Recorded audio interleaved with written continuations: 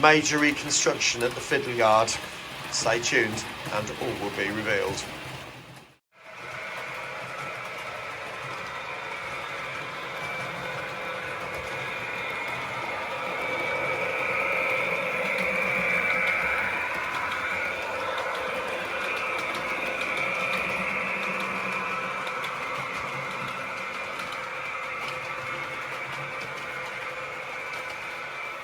Well, good evening everyone and welcome back to Piccadilly Model Railways. Now in this video I'm going to be reconstructing the Fiddle yard purely because I'm not happy with the way the traverser is operating. It's very difficult to get both ends of the traverser to line up. So let's have a look at what we can do to solve it. Right, welcome back. This is where I am so far, and obviously just putting these two curved points in. I'll be honest with you, I'm not a great fan of these tight points by any means, but I think it's needs must at the end of the day, and I've got to make this layout work. It wasn't working quite as well as I would like it to have done. So anyway, if I just move that out of the way, you can see obviously where each one goes, and obviously that will join up to there. But I've still got two more tracks to cover. Now, I can put another curve point in there and get rid of this track and also that point there, by the way. And so that would then take that to effectively there, but still not reaching the last track. That will come out, by the way. But what I've just realised is if I put that incredibly sharp, probably -1 curve point in there, I might have to move it along a bit. I might even get away with the medium, I don't know. But that can then go to that one just there, and then I can shift them all across one, which would then mean that that one goes to that track where those coaches are, or where that DMU is, which would work. And for the time being, that would be absolutely perfect. If you remember, I did talk about fixing these tracks so that there were these ones from there to there, and then these three to cut down through the middle there all the way down, and then make like a shelving unit with 3 tracks on each, which would give me effectively another 15 tracks.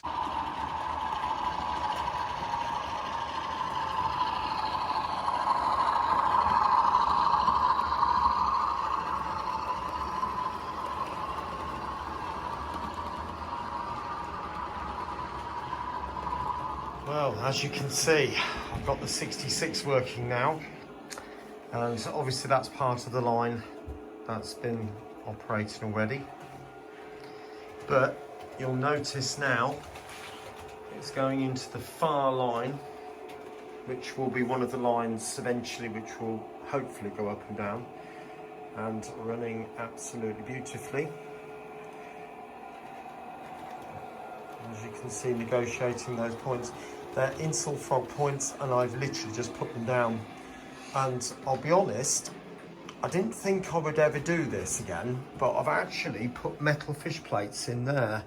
So far, with the trains that I've gone over it, I've had no issues. I don't know. I was going to buy plastic fish plates, but obviously that would mean a lot more wiring to do. So I thought, as I'd got a load already, metal ones that is, and I couldn't get the plastic ones from the shop that I normally go to, he hadn't got any, so I thought I'd give it a try, and so far it's working all right. I've had the APT running when it's come back from Rapido. I've had the 158 running, which is just there. And well, that's probably about it really, to be honest, but so far so good.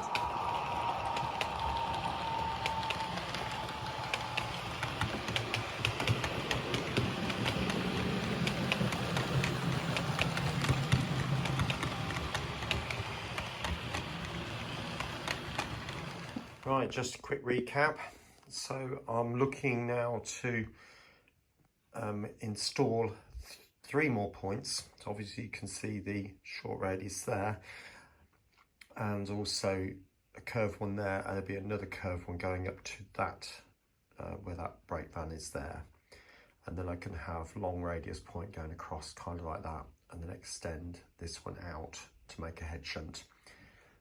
So you might be able to notice at the other end, and I'll take you down and have a look in a second, there's another head shunt down there. So I can still get a decent length of train in there.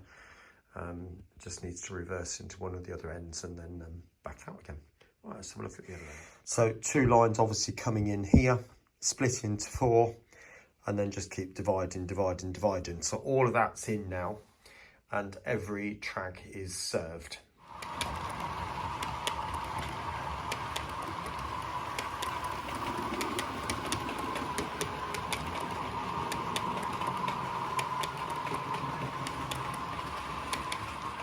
Blimey, that was a challenge.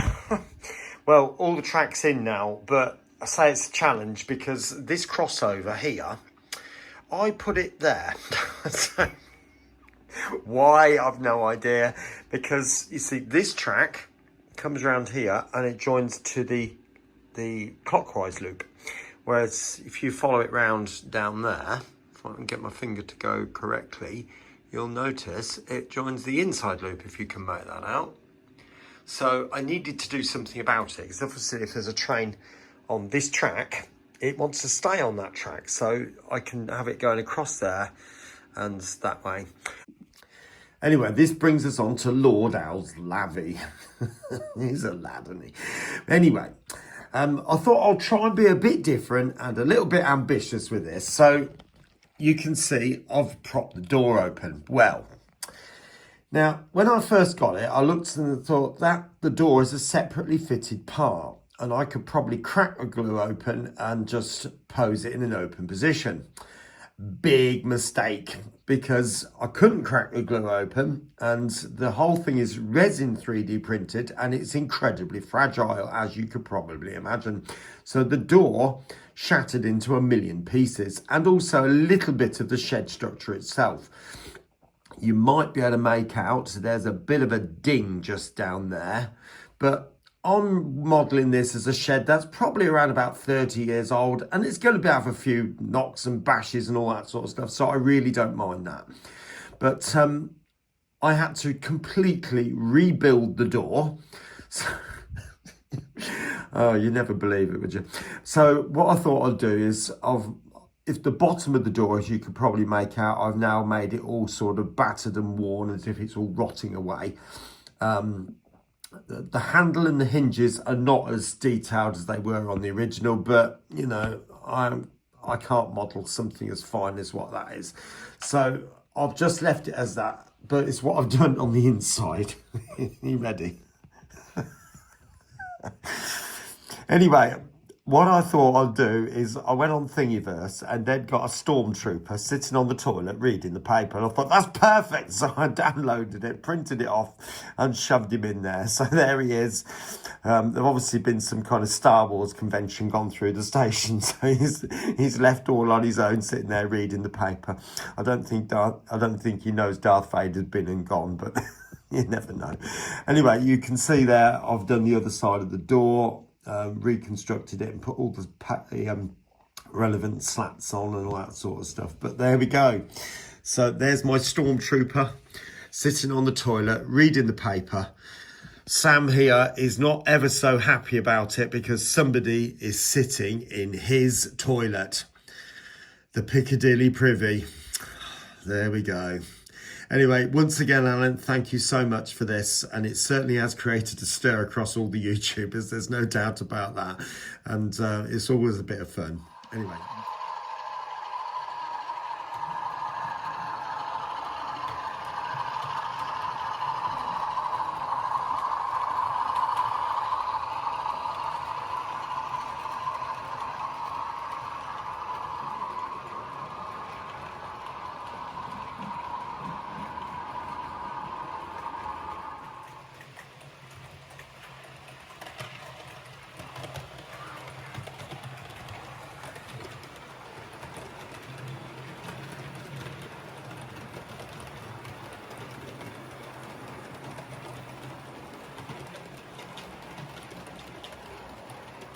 Well, as you can see there, the two APTs now running beautifully.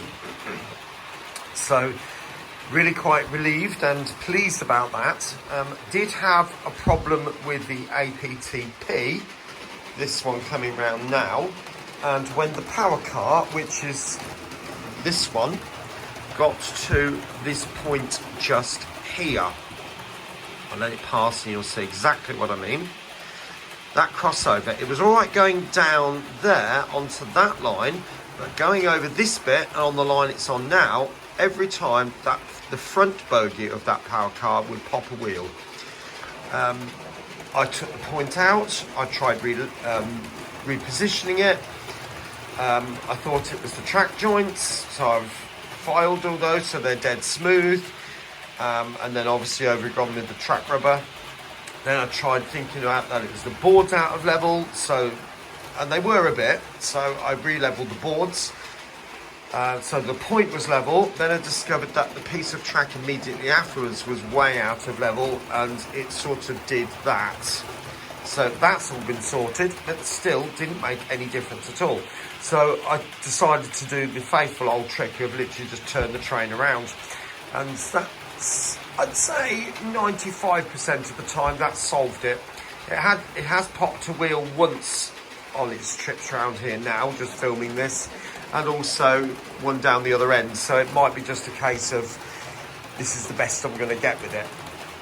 Such a shame. It's been such a solid runner up until now. I don't know. Anyway, but that's the way life is. You will notice there is a huge gap down here. Yes, I probably will be replacing this piece of board here so it goes the full length of that. Obviously, I don't want to leave this open chasm and also track just sort of left over the edge. But everything seems fine at the moment, so I'm not going to worry about it too much. My concern is the nose of the APT, as you can see from there. So I just need to track back where that nose is coming, and obviously there will be times when it comes down this line, so I've got to take that into consideration. But that's this end, so that is phase one complete at this end. So the next stage obviously will be fix the boards. Let me take you down the other end. Did show this earlier in the video, but I haven't had any issues with this whatsoever, so I'm obviously quite pleased with that. But I haven't had chance to test these two tracks or any of these tracks at the moment, purely because there's so many wagons there, and if you remember, a lot of those 16-ton mineral wagons are connected with chains, so which I did it, but I'm not particularly happy with it, to be honest with you. It's a little bit too much faff, so I'll have to have a think about that. So it will be a case over the next few weeks just to keep running it, testing a line, making sure everything runs on it, all that sort of stuff. But at the moment, like as I said, phase one is complete. Next phase will be to fix the traverser so that it's solid, and then remove these legs and build something a little bit more in keeping. So because these rollers, and particularly that one in the middle, are, well, let's put it like this, a bit of a pain, to be honest with you. When I crawl underneath, there's not a lot of space to physically turn and get up, and obviously it doesn't help being a bit of a mess there. But I've had electrics work this week, had new smart meter fitted, and there's been a bit of a faff with all that. They've had to come back twice to do it, and, you know, so there's been stuff everywhere in the living room, including bikes and things like that. But, you know, that's how it is. But it's just a case of getting around to doing a bit of a tidy up. So phase after that, which will definitely be next year or the year after, will be then slice through the boards, as I said, and then hopefully do that. It's not so much the building of the bookcase type thing, it's making it go up and down. I've got an idea, it's just making it work. Okay, anyway, I'm going to leave the video there, and hope you've enjoyed it, and I will catch you very, very soon here on Piccadilly Model Railways. Bye for now.